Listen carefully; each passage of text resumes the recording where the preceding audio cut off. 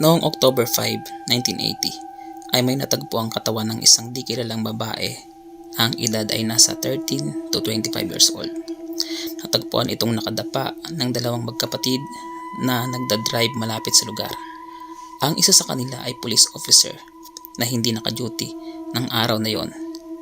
Ang babaeng ito ay natagpuan sa State Road 146 Arroyo Grande, Henderson, Nevada, USA. Ito ay may taas na 5 feet 2 inches at tumitimbang ng 98 to 110 pounds.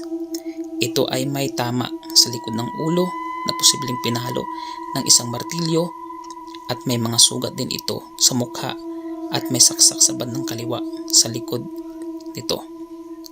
Piniwalaan ding hinalay ang babae pagkatapos pinatay.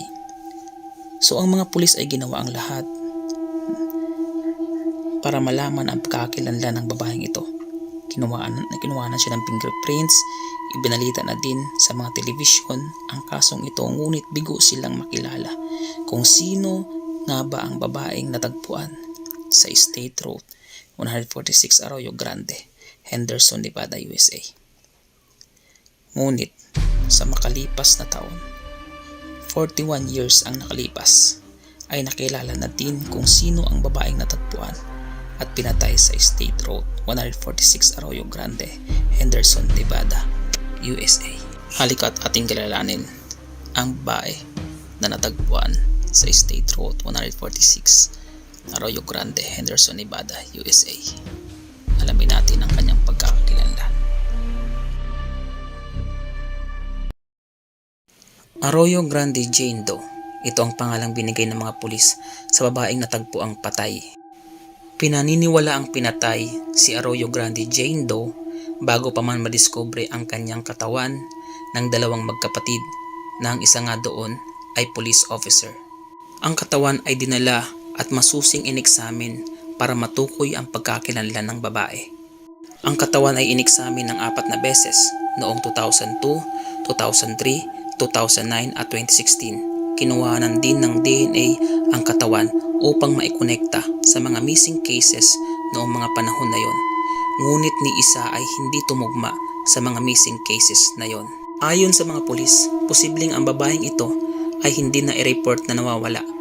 Kaya isa ito sa naging cold case sa Nevada, USA noong panahon na yon.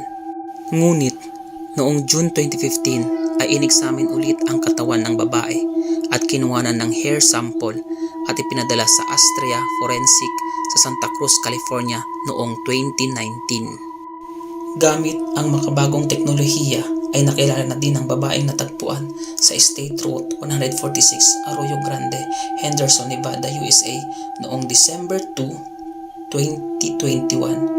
Halos 41 years ang nakalipas ay nakilala na din ang babaeng natagpuan noong October 5, 1980. At ang pangalan ng babaeng ito ay si Tammy Corinterel na ipinanganak noong July 4, 1963 at nawala noong September 28, 1980. Si Tammy Terrell ay huling nakita noong September 28, 1980 sa isang restaurant sa Roswell, New Mexico kasama ang isang lalaki at isang babae at posibleng silang tatlo ay pupunta sa California. Ito ang mga huling sandali na nakitang buhay si Tammy Terrell.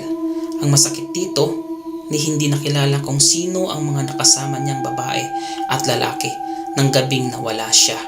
Wala ding naaresto sa pagpatay sa kanya ni walang makapagturo sa mga taong gumawa nito sa kanya. Ang masaklap pa dito ay basta na lang siyang itinapon sa daan na wala ng buhay at hanggang ngayon wala pa ding nauhuling sospek kung sino ang gumawa nito kay Tammy Terrell. So isipin nyo na lang guys na ang mga magulang niya ay naghihintay ng hustisya pero magpahanggang ngayon ang kaso ni Tammy Terrell ay isa pa ring cold case na nabinbin mula noong 1980 hanggang ngayon ay walang makapagturo, walang makapagsabi kung ano ang nangyari sa kanya ng gabing nawala siya noong September 28, 1980 at natagpuan siyang patay noong October 5, 1980. Thank you for watching guys. Magsama-sama tayong muli sa mga susunod kong video. Kung mahilig kayo sa mga gantong kwento, mga mystery solved and unsolved cases ay paki-like muna ang video na to at don't forget to subscribe. Sisikapin kong makagawa agad ng mga video para po sa inyo. Thank you guys. See you next video.